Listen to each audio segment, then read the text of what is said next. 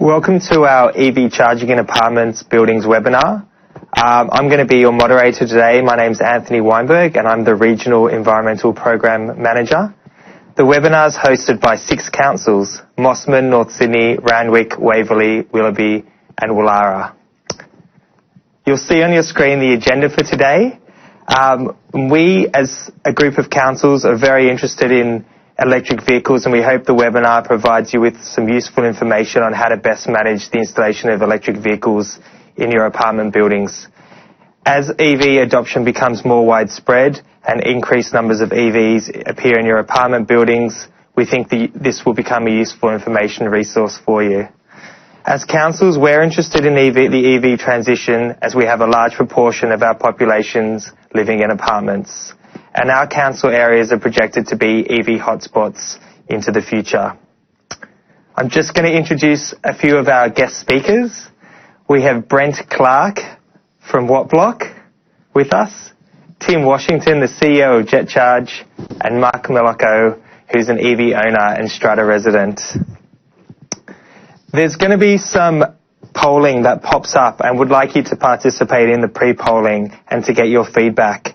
And that includes a participant survey at the end of the webinar. The first pre-poll should pop up now, and you should be able to answer it. Just wanted to run through a few quick housekeeping things. Today's webinar will be recorded, and the video and slides will be distributed in a follow-up email afterwards. During the webinar, you'll be able to view both the speaker and the presenter in a split screen format. And today's webinar will be recorded and the video will be distributed afterwards to registered attendees. If you're after any further information about anything you've heard today, or you'd like to make contact with any of the speakers or their companies, the contact details will be made available and distributed in a follow-up email. In addition, we'll have a 3 to 5 minute summary video produced and issued through the webinar and made where possible on councils' websites. Feel free to ask any questions that you might have by pressing the raised blue hand on your webinar, and we'll allow some time throughout the presentations and the end to get through as many as we can, but apologies once again if we don't get through all of the questions.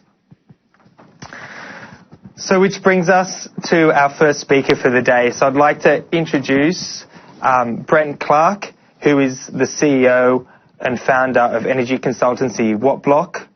Over the past 5 years, Brent has assisted apartment buildings housing over 50,000 residents with energy efficiency, renewable energy, and electric vehicle charging. Welcome, Brent. And to kick off, can you tell us a bit more about the work you've been doing with Wattblock to demystify EV charging in apartments? Sure, Anthony, and thanks for inviting us along today. It's going to be a great session.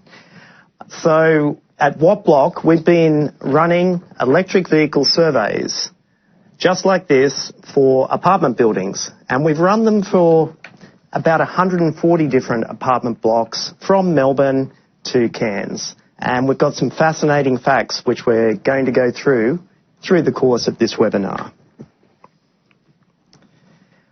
So originally, we had a project with City of Sydney funding, and it was conducted in association with some partners, Tesla and AGL. And the scope of this project was to try and work out the best way to get residential strata schemes, apartment blocks, prepared and road mapping their future for charging electric vehicles. And we had a phenomenal response with over 80 apartment buildings from the City of Sydney registering their interest in the project. We conducted surveys with over 700 individuals, and we went out for deep dives and got our hands dirty in 20 of those apartment blocks. These are some of the participating strata schemes. And as you can see, definitely a lot of premium buildings here, some high rise. Keep in mind, this was prior to the introduction of the more cost-effective EVs that have been coming into the market in the last couple of months. Now, some key findings. Okay, this is strata, and nobody likes anyone to get anything for free. So we found that 79% of people wanted a user-pays charging system inside their apartment block, whoever was charging an electric vehicle. Now, the stat that really interested us was 78% of people were in favour of installing charging systems right now. And when it came to where should we put these charging systems, should they be in a visitor car parking spot or in an individual car owner's lot, 61% expressed their preference for charging in their own car parking space. Now, only 11% of people knew the location of the nearest public charging station, but with the great work that the Tri-Councils are doing, we're sure that that figure is going to increase very rapidly. So some key considerations for strata going down the path of installing electric vehicle charging. Well, one of the things that we came across was the age and compliance of existing main switchboards. There are a lot of analogue meters out there, ceramic fuses, and would we say wooden backboard switchboards in the older blocks. Now, these are no longer compliant to AS3000 standard. Obviously, everyone's heard of the capacity limitations for charging electric vehicles, but more important was the actual distribution board and the capacity of that that's located closest to the car park area. And when it came to looking at those distribution boards, there are obviously some limitations just in the number of free slots. These distribution boards are used for air conditioning, car park lighting, ventilation, etc. Another challenge is the physical separation of the car space where an owner wants to charge from the nearest distribution board, and the existence or non-existence of cable trays throughout the car park areas. And Tim will talk more about this later. Now, the user pays considerations are absolutely paramount in strata. And early on, we were looking at, can a user charge off their own electricity meter, or can they be submetered off the common area meter? And there are a lot of advantages to going down the latter path and having the user submetered off the common area as opposed to allowing them to connect to their own apartment meters. Now, the next area that created a lot of contention was the visitor car parking charging versus charging in the individual car spaces of the lot owners. Well, we found something else that really you should check with your local council. And in some areas where it might be leviable parking, installing a electric vehicle charge station in a visitor car parking spot can be considered a change of use, and it may even trigger a state land tax. And finally, bylaws. So this is strata, and we've gone through many iterations of these bylaws now. Bylaws for charging in individual lot owner spaces, bylaws for charging in visitor car parking spaces, end use agreements where you estimate the amount of electricity that's going to be consumed for the year and maybe pay that in advance to your strata committee, more advanced payment solutions, and charging speed.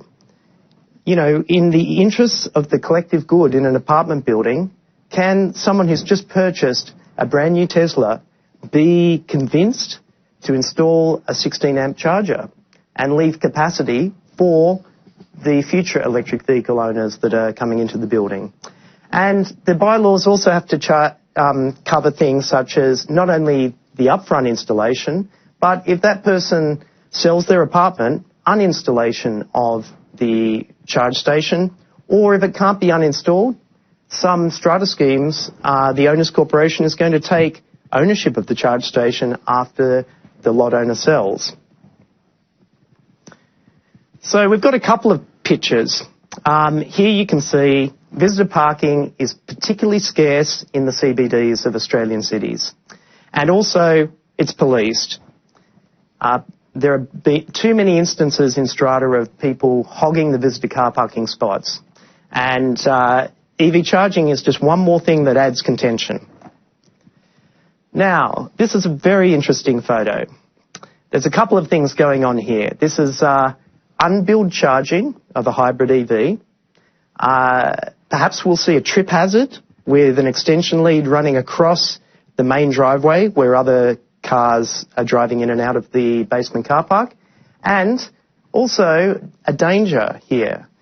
This particular basement car park has a history of being flooded. So this is absolutely not the ideal form of charging in our apartment blocks. We mentioned earlier some switchboards needing to be upgraded. Let's say not much love and care has been given to these switchboards in our strata buildings over the past 30, 40 years. Analog meters, and at some point these old buildings may even have to get a new grid link and expand the capacity from the local substation. Now, what could be possible is electric vehicle charging in car share spaces in strata. And here's an example of a strata scheme from Erskineville with a couple of car share spots inside it. Now, we've got some analytics here from Wattblock's Ross McIntyre. And what we've done is we've shown the load of the common areas of an apartment building, which is in grey at the bottom, and then going through 24 hours, starting from midnight and going to midnight, we can see the impact in a theoretical building where every owner had an electric vehicle charging system, but they were using a smart charging system, one that's load balanced and networked and coordinated. Now, the analytics on the next slide is the same building, except we'll show you what would happen with unmanaged charging without that power management capability. Here you can see peak demand problems. And as we know, in residential strata, peak demand, capacity charges are some of the things that have been driving up our energy bills. So hopefully this has given a good intro into what we've discovered in our journey through these 140 apartment blocks, who are some of the first movers to get ready for electric vehicle charging. And I'm now going to hand over to Tim, and he's going to take us a little bit deeper. Thanks, Brett. Just before we get Tim talking us through the different charging levels, we had a few questions coming in. Brett, I loved your photos of the car that is taking the power from that GPO. I can see you've spent a lot of time in basements of apartments, which is, I'm sure you've seen a lot of interesting things.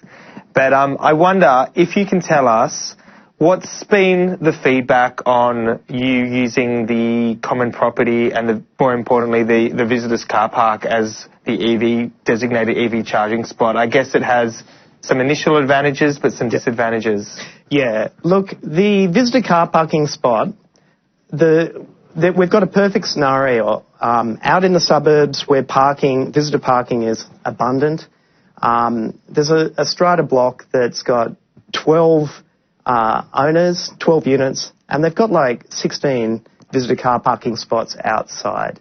And the easiest thing for them to do was just put a charge station in one of those visitor car parking spots, and because they never reach capacity in their visitor car parking, that's a perfect solution.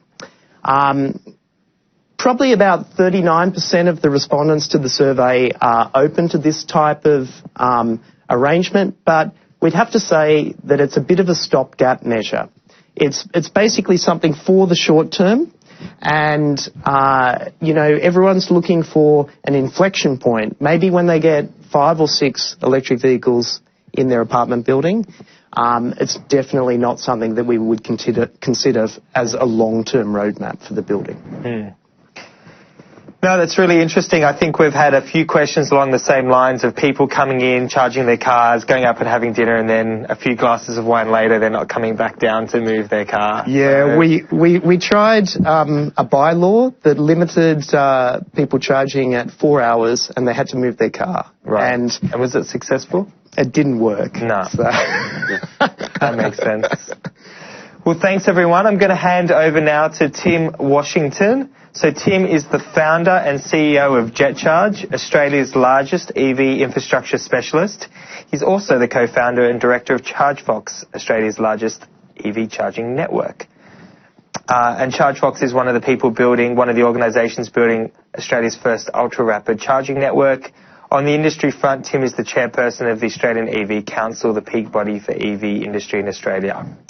So welcome, Tim. I just had a quick question that had come into my mind, which is, how often do you get apartment owners or strata committee members contacting you about EV charging? So at the moment, Anthony, we're probably seeing around about 3 to 4 a day, which actually, is probably a surprise to some people.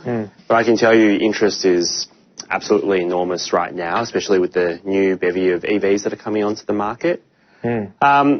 But look, I've been given 10 minutes to distill 6 years worth of experience, so we'll just see how we go.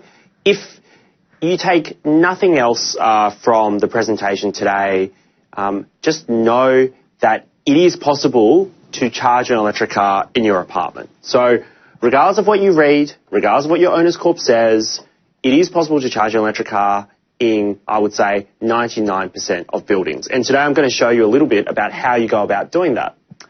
So who are we? This is a slide that basically talks about how good we are. Essentially, we help people transition to a low emissions transport economy, including residents in apartment buildings. Perhaps more relevantly, we're the charging partner for 11 vehicle brands nationwide, which basically means that when you buy an electric car, we'll probably be the first people you call to install a charging station. Okay, so this is a pretty complicated slide full of plugs, but the point I want to get across now is that we have a single approach to electric vehicle charging in this country from a plug standards perspective. So you no longer have to worry about what plugs are compatible with what cars. When you go to an EV charging infrastructure business, they will be able to recommend a plug that is universal to all of the vehicles. So you don't have to worry too much about that. Then you'll hear about levels of charging. And I don't know what engineer came up with all of these levels and modes, and who cares, right? You just want to charge your car. So what I've really spaced out here is that it goes all the way from a power point, which is on the left-hand side, it's a portable charger, to the really, really fast charging stations that we're installing on highways. Now, most of the time, you will be installing a charging station in your own car space. That's what we call level 2 or AC charging. So that's on the left-hand side, so it's a little unit. And then we talked a little bit about visitor parking before. That's on the right-hand side. We are now starting to install what we call DC charging in visitor car parks. So what does that mean? It means you'll be able to get a full charge in under an hour. So instead of kind of waiting around for 4 hours, you just have to basically charge for an hour, maybe a week, and then you'll be able to get a 400 kilometres, say, and then you can move your car. So where we are installing charging stations in visitor car parks, we are now starting to install DC charging stations, which is far better. Okay. For those of you who have not seen charging stations in apartments, this is what it looks like. On the left-hand side, we have an earlier kind of one that we put in for a few residents, and on the right-hand side, you've got one that is just essentially in a car park. They are unobtrusive. They are small. They are not offensive. And best of all, if you move, you can just take them off the wall. And then the good thing is that you've got the circuit run for the next person who moves in and might have a charging station. Now, when we get approached by an apartment owner or by an owners committee or a strata manager, we always ask them, what are you trying to achieve? So what we've done is we've come up with a series of graphics that I'll run through with you today about kind of the questions that you're trying to answer. And we've broken up into a few things. So the first is some people just say, look, I just want to offer the first few people the capability of charging their EV without really doing any works, right? And so this is the first one. I want to give the first few, get a precedent in there, show people that EVs are a real thing and they're not from some fantasy land. They're not only for hippies. You know, you see that people actually will charge them. So what we do is we utilise existing public light and power distribution boards to run the EV chargers. Most of these boards will have capacity for between 3 to 5 electric vehicles straight off the bat with no modification. And that's because we don't install at the full 3-phase maximum capacity charge rate that some cars can take. We only install on single phase, and we make sure that we don't, overload the distribution board. So this can be done. It's paid for by the owner, and the charging station gets installed in their own car space. Then we go to the next bit. The strata manager comes to us and says, I want to expand my EV charging capability, but I don't really want to upgrade the cabling. I don't want new distribution boards. I don't want to run new circuits from the main switchboard. What happens then is we do exactly the same thing, but we install what's called an energy management system or a load management system. So what does that do? It measures the amount of electricity that's going through that distribution board, and it dynamically, so on a live basis, alters the charge rate of the charging stations so that it doesn't exceed the capacity of that distribution board. So imagine a situation where, everyone's coming and going to work, the lifts are on, the lights are on, all of that's going on. You're using a bit more power, right? But when everyone goes to sleep, 2 of the lifts have gone down, the aircons aren't really on, the lights aren't on, you have more power, so we can ramp everyone's charge rate up. By doing this, we can still use the same distribution board, but we can provide up to 5 times as many cars the capacity to charge. And so we think that's a pretty good interim solution. Then you say, I want to future-proof my building, but I want to do it for this one car park level at a time. What happens then is slightly more complicated. We run a new distribution board from your main switchboard. And then this is what it looks like. This is kind of like the end game, if you like. So if you want to offer EV charging to all of your residents, it is possible. What we do is we essentially look at your whole of building infrastructure, and we may need to upgrade your main switchboard. We may need to upgrade your consumer mains, or we may not need to do any of that, and we just run a new distribution board for electric vehicles, put our load management system on basically all of the levels, and we handle an entire building. We're starting to see the first few of these come onto our books where existing buildings, have come to us and said, look, we want to future-proof our entire building. And the reason they're doing that is because there's a new building that's being built next door, and the developers, because it's a new building, have had the ability to plan for it. And in these new developments, we're installing 50, 60, 70 charging stations. So in a market where there's an abundance of properties available, but not that many properties capable of EV charging, we're starting to see wealthy EV drivers moving into apartments that have a capability to charge their cars, and the existing buildings don't want to miss out on that.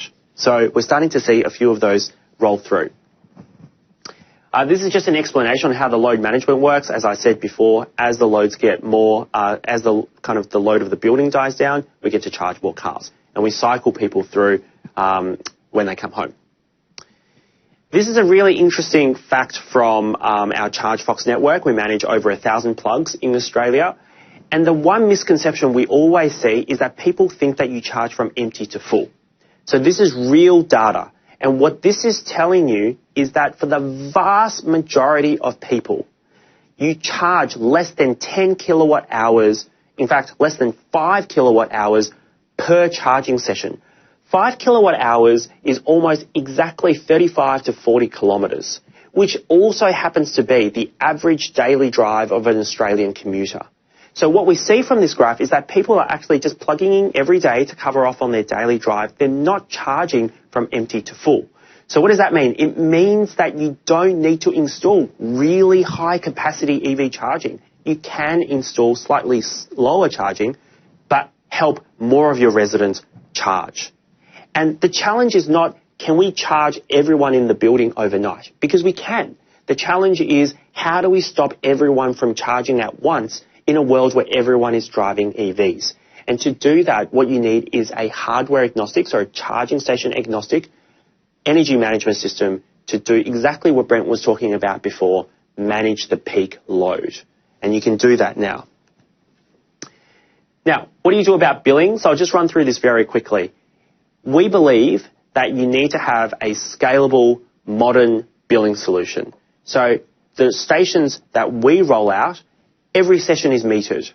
Every session is monitored.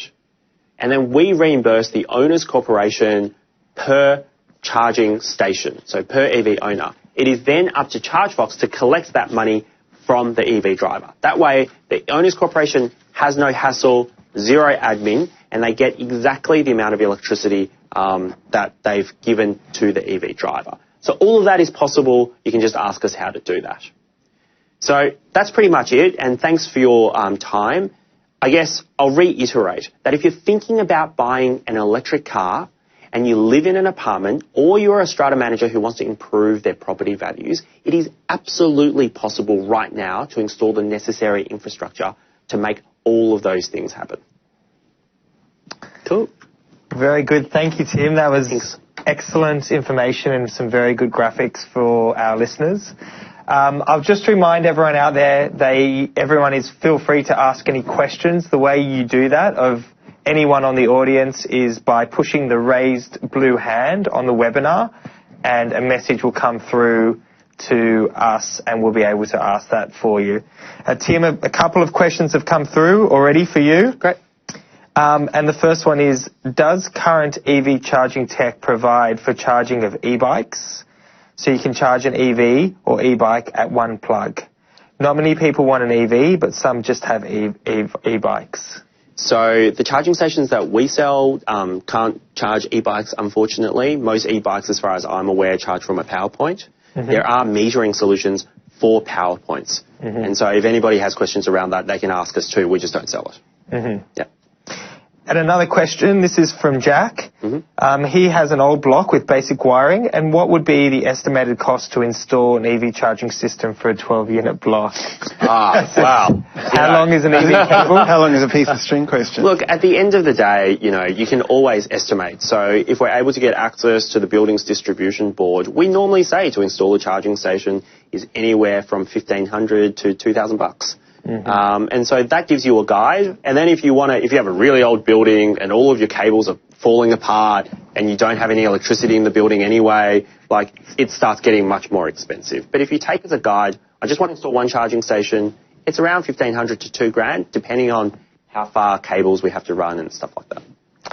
And the first model you presented, Tim, the one where you need to connect to existing distribution board of power and lighting and you support the first few. Yeah. Is there any way that people could check that themselves, or would a licensed electrician need to be able to check that for them, or is there anything that they could do to say, you know what, we're going to be okay, or how do they get that information? Yeah, so I never recommend anybody just open distribution boards yourself. Please get an electrician to do it. If you want to get something done straight away, what you can do is you can contact your maintenance electrician in your building. You can find the distribution board, you can take a photo of it, and you can send it to us, and we can tell you immediately what's possible and what's not. And if it's easy for you to do so, you can even tell us the distance between the distribution board and your car park, and we can probably give you an estimate of how much it would cost to install on the spot. Right, that's great. And finally, I think the load management system that, Brent, you introduced and Tim, you sort of expanded on, sounds like, I don't think our listeners, our audience is going to, a lot of you might not know about that this capability exists, and it really is a game changer because it allows that load that an EV is going to draw to be balanced across the whole night or the whole afternoon. But Tim or Brent, what do you think the estimated cost of a load management system is? Is it an expensive piece of equipment, or is it something that's pretty affordable? Oh, it's extremely affordable. Certainly ours is. You can buy really, really expensive ones that are supposed to cater for whole of building and lots of different things, not just EV charging. Mm-hmm. We've developed ours in-house from the ground up just for EV charging. Wow. And it's extremely affordable. We're talking less than $2,000 a year. So, yeah, really cheap. The real cost is in the cable trays, getting that infrastructure and new distribution boards, or in maybe the 17% of instances where it's an older strata block and you might have to get a new grid connection. Yep. Okay, great. Thank you. Thank you. We're going to move on to our final speaker for the evening before we open it up to general questions. And I'd like to introduce Mark Melocco. Mark's a long-time apartment owner, EV enthusiast, member of the Strata's Owners Committee, and has passed a plug-in electric vehicle bylaw to better manage and control future EV adoption in his building. Mark continues to look at ways residents can be better prepared for changes to technology, and it's his intention to further explore electrical load capacity and smart EV charging metering in the future. Welcome, Mark. Thank you, Andrew. And I'm interested in what sort of started your interest in EV charging? I've been a car enthusiast my entire life. Not your average car enthusiast. It's been the engineering behind, the problem solving behind making cars, not just a V8 is better sort of car enthusiast. No, a Tesla's better. Well, they are. There is now a substitute for cubic inches. It's called electric torque. But anyway, I've been promised an electric vehicle and been thinking about electric vehicle for a very long time. I was promised one by Mercedes-Benz in 1997 when I bought a Mercedes A-Class. They said they made that car specifically because it had a sandwich system where you could fit batteries to the car, and that my next car would probably be an electric version of that. Well, they made about 4 car A-Classes they call the NECAR 4 as tests, but that's as far as it went. And pretty much every other company, except for Tesla and a few others, are very good at producing press releases on electric cars, but not actually bringing them out. But in 2006, I clicked a link on a website, and it took me to a story about a company in California that was starting to make electric cars, and that was Tesla. At the time, there were a number of manufacturers there. There was Coda, Fisker, Aperta. They all went bust. But you could tell already at the time that Tesla was something different. They talked about changing how we drive and how electric vehicles were better than internal combustion engine vehicles. All of the other manufacturers talked about what compromises we had to make to drive electric vehicles. But I think I'm probably preaching to the converted here. I've been an apartment dweller for 25 years, and being in an apartment kind of rubs up against being a car enthusiast. So when I clicked on that link to the Tesla website and learnt all about it and read Elon's little speech, I decided, well, if I'm going to drive an electric car, I have to do something about this. So I thought, well, the charging has to come first, because when I started thinking about this in about 2008, there was no such thing. There was no public charging. There might have been test public charging in America and Europe. There was nothing in Australia. Everything that I was designing was based on charging almost entirely from my house. So basically, my first action was to join the Owners Committee.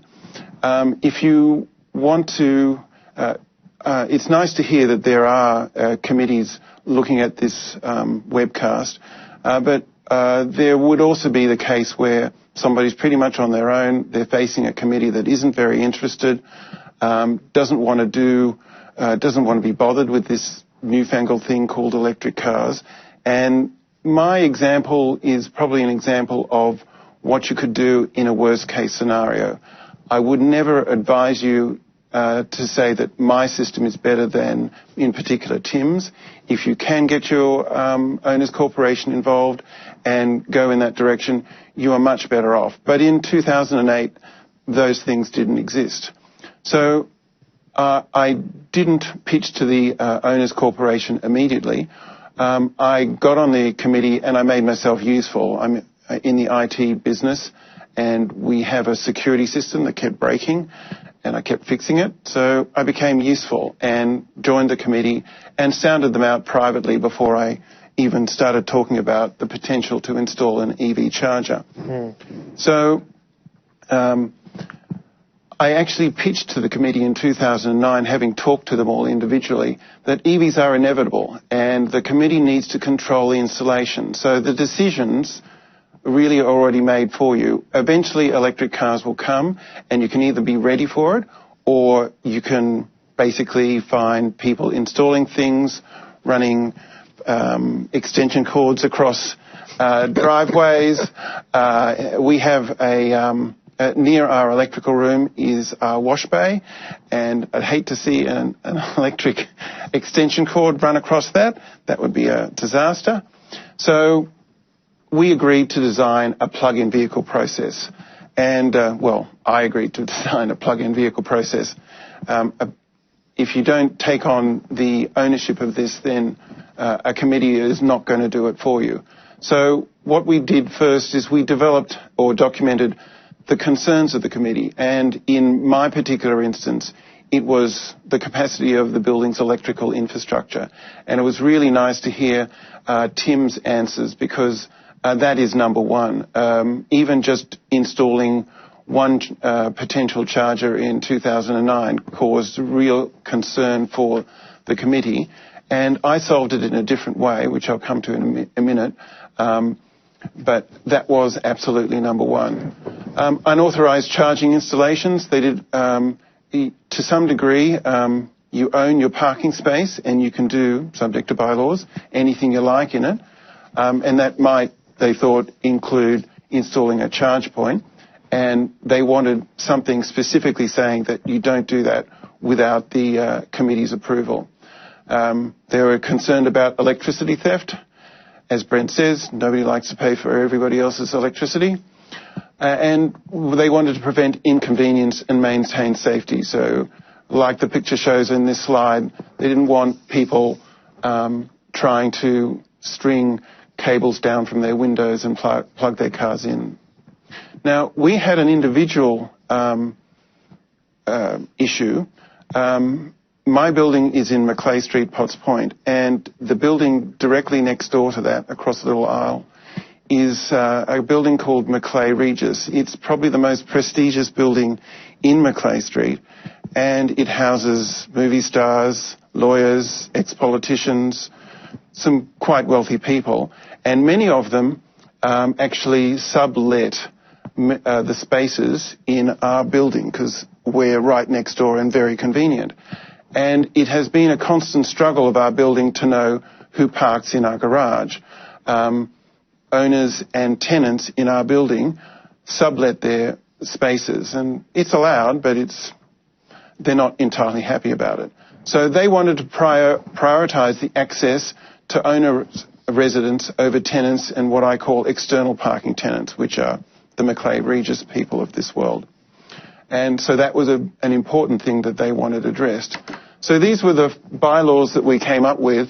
They were, you've got to remember, they're quite old now. They were developed in 2010, and at the annual general meeting in about November of that year, they were approved. Or was it 2011? I have to check my notes. Anyway, a long time ago. So number one, an owner or occupant of a lot must not charge a plug-in vehicle from any power source in the building except with the prior written approval of the owner's corporation. So that controls electric vehicle charging in the building. The owner of a lot will submit a design for the installation of a plug-in vehicle charging system to the body corporate and gain their written approval before commencing installation.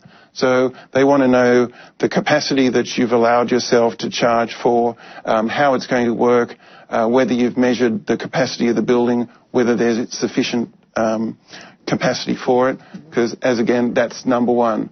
Now, I put in number 3 and number 4 because I wanted some guidelines that I could work around because I was going to be the first person to apply for this. So before being considered for approval, the design of plug-in vehicle charging installation must meet the minimum specifications set out in 4. So a dedicated separately metered power supply, and I'll come back to this because this was actually key in my case. The dedicated power meter will be located in the electric room. That's just a housekeeping thing.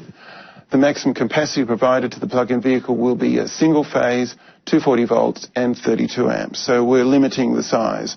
So if you have a fancy Tesla owner and you want 22 kilowatt charging, you're not getting it, but you don't need it either. Suitable conduit will carry the power from the plug-in vehicle to the allocated parking space of the owner's lot. So that's talking about, they were concerned, there are 34 parking spaces in our building, and they were concerned about 34 grey conduits coming out from the electrical room to each individual parking space. So if somebody wanted to do it, they had to contribute to the cable tray system in our building so that we could build on that, which kind of puts a bit of an emphasis on the first people to install stuff, but I think that's fair enough. Number 5 is more housekeeping. Again, they were concerned about extension cords and somebody's cables running into somebody else's parking space. So we created that bylaw for that specifically. And number 6, if you can understand number 6, can you tell me?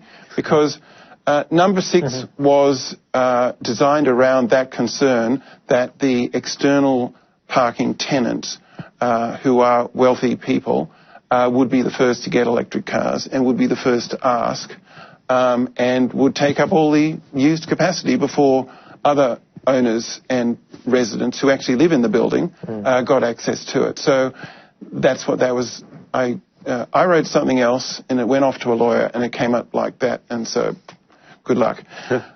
So that's what that was about. So this is a picture of my basement. It was pretty easy to measure the number of amps coming into the building. I don't know if you can see it very well, but that little red dot on the left-hand side, that says 200A. So it's a 200 amp service. So even somebody like me could actually read that. And then there's our, yes, wooden distribution board on the back wall with with the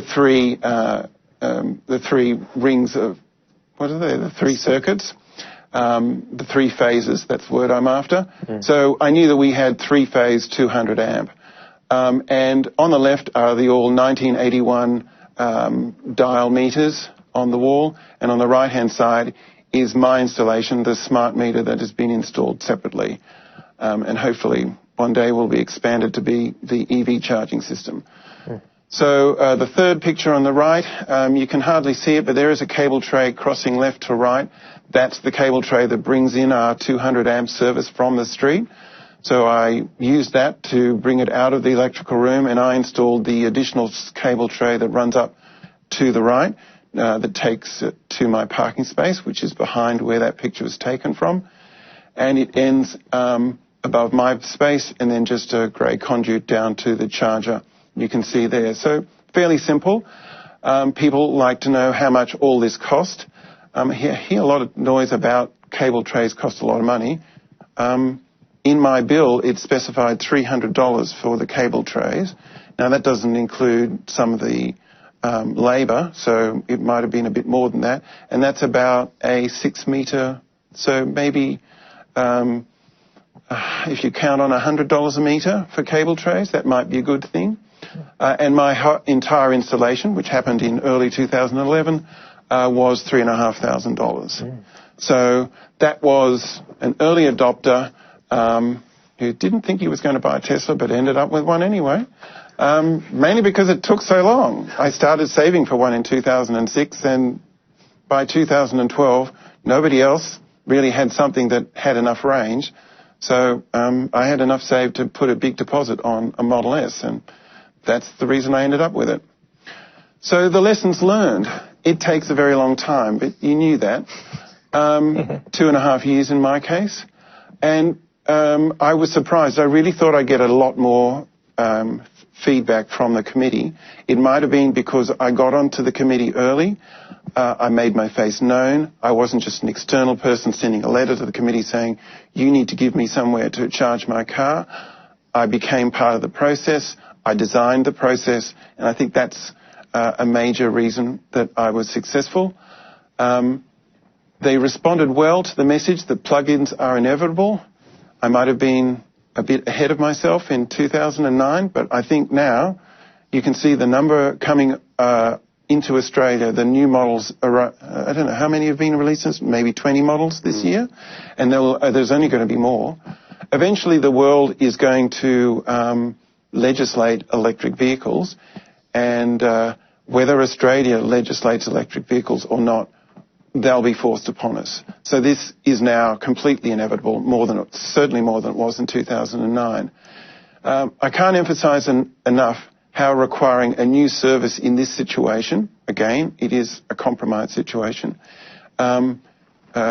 was part of the reason for the success, because when you hire an electrician to install a new service into a building, they have to measure the existing capacity and do their calculations, which they wouldn't give me, and say that this additional capacity could be supported by the existing infrastructure. So that was another big concern resolved by that measure. So if you can't follow Tim and Brent's systems and your backs against the wall sort of thing, this is the only way to go. Eventually, a combined system will be required once we get to 3 or 4 or 5 cars. And what I didn't think of at the time was an exit bylaw. Luckily, in my case, my body corporate's got me. I'm quite happy to exit into a combined system.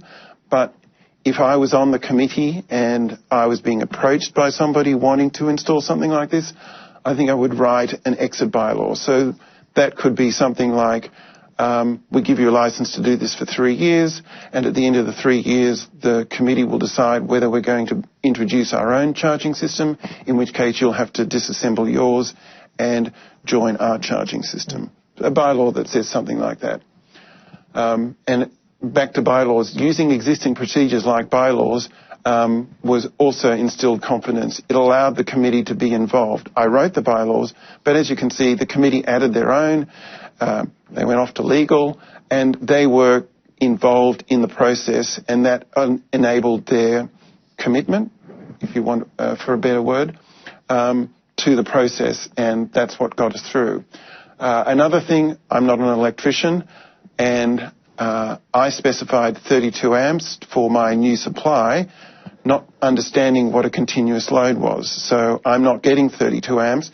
But that's okay, because even 16 amps is enough to charge when you're charging overnight. I have a time of use rate. It starts at 10 o'clock, and generally, as long as I haven't left it for a week or so, it's finished by 7 o'clock when the low rate's finished. So 16 amps is more than enough. Possibly even 10 amps might be enough, but you'd have to charge more frequently in that case. So what we're looking at now, and even if I wasn't invited on this panel, I would have been with you guys watching through the webinar, is to officially determine the spare capacity in the building, and I'll probably be going to Brent to do that. Who will be the owner of the EV power supply? My building has some other issues at the moment. We've got a waterproofing slab above the car park, and we have to remove the entire garden. Won't go into that too much. They're a bit focused on that, so it's hard to get their attention on this, and I'm charging successfully, and we've only really had one inquiry, and that was a tenant with another Tesla, and he was gone before we could even answer his question. So that's the only inquiry we've had so far. I've been talking about charging points in visitors' car parks as well, but apparently that doesn't appear to be legal in my council area, but I haven't gone into it much. And also almost certainly will need council approval.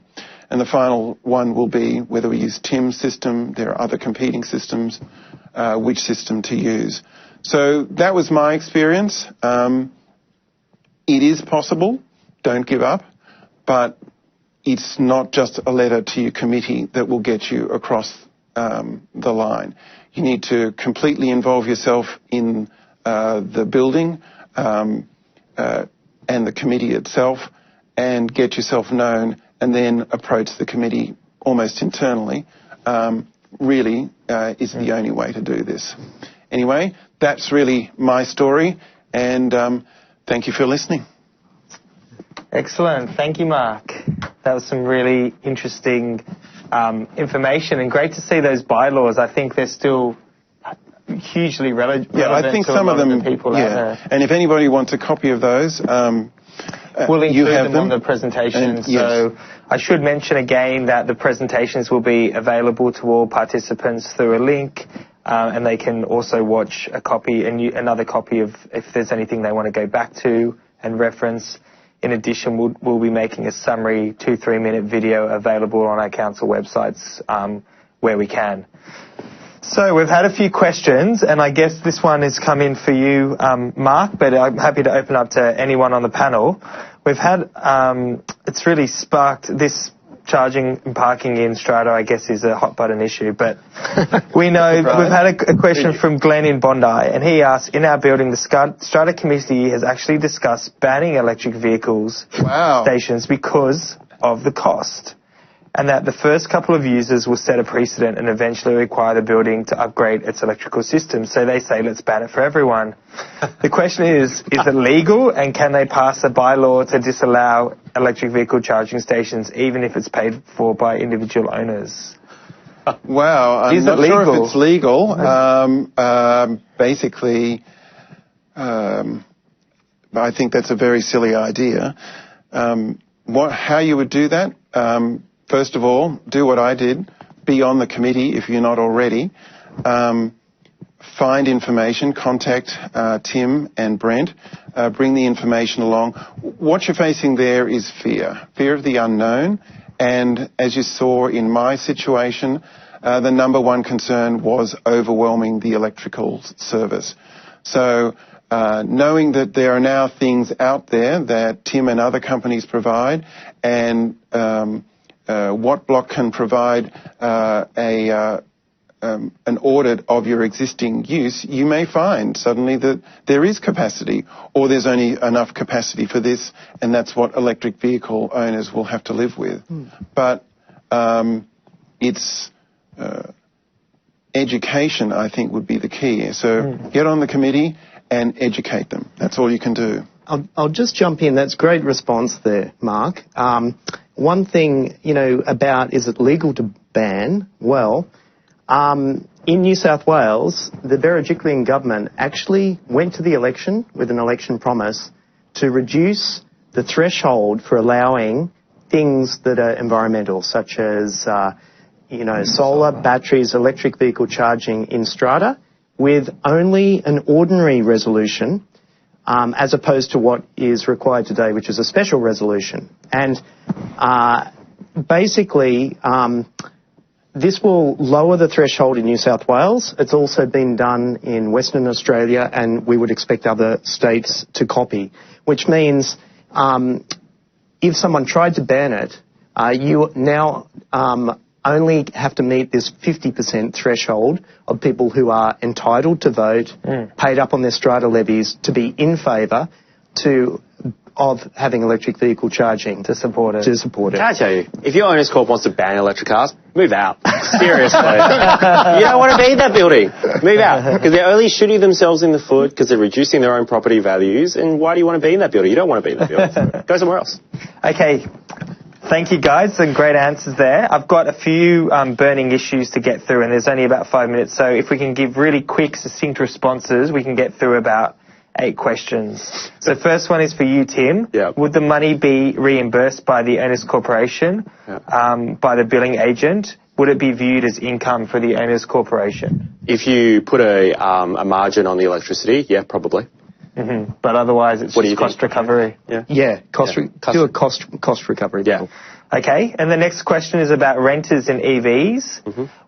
How do they get around this whole EV problems? The properties managers don't bother replying to questions about charges.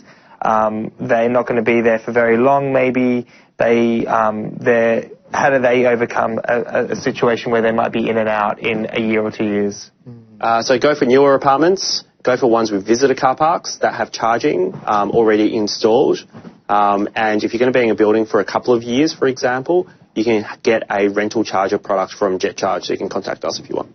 Great.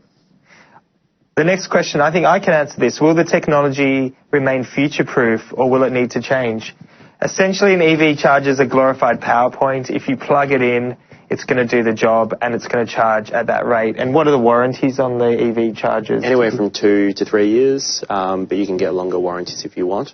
And I always say, think of EV charging stations more like electricity meters than think of them like phones. Charging stations are not like mobile phones. They're more like power points and meters. Mm-hmm. Yep. Okay. Can an EV charger be installed in an individual lot car park being on-sold with the apartment when it's sold? This could have potential to be an advantageous selling point for an apartment and justify a higher selling price. Absolutely. Absolutely. Of course you can. Yep. That's a great idea. Yep. Okay. A couple more. My building, this is from Tim Broadbent. My building has mostly open air car spots. Around half aren't even alongside the building. Are there existing products for our building, or would we need expensive custom weatherproof infrastructure to be installed? So if you don't have a post or a wall or anything to mount it to, there are ceiling mount options, but they do tend to be more expensive. Mm-hmm. Okay, great. Can we use solar from the roof of the RFB for use in the EV rather than coal-generated electricity? I don't know some of the terminology, but can you use solar? Yeah, in fact, we've got a really interesting use case already up in Sanctuary Cove. We help them install solar panels, and those solar panels are used to recharge 92 electric golf buggies.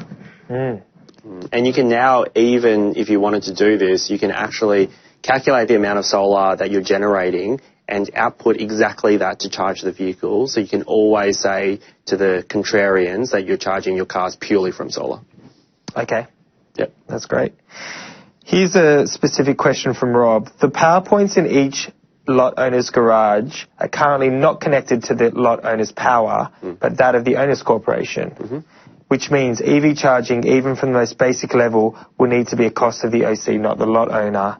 Any tips on how to deal with this? So I think, do you just want to explain how that works with the billing system and individual charges, Tim? Yeah, so basically, if you have a power point in your parking spot, any power that you use, the owner's corporation will pay for, and that includes charging. The only way to stop that is to install a charging station that can be monitored, or you have to put monitoring devices on all power points. Okay. And we're going to have time for 2 more. Are there any New South Wales government incentives to introduce regulations on EVs in the strata arena?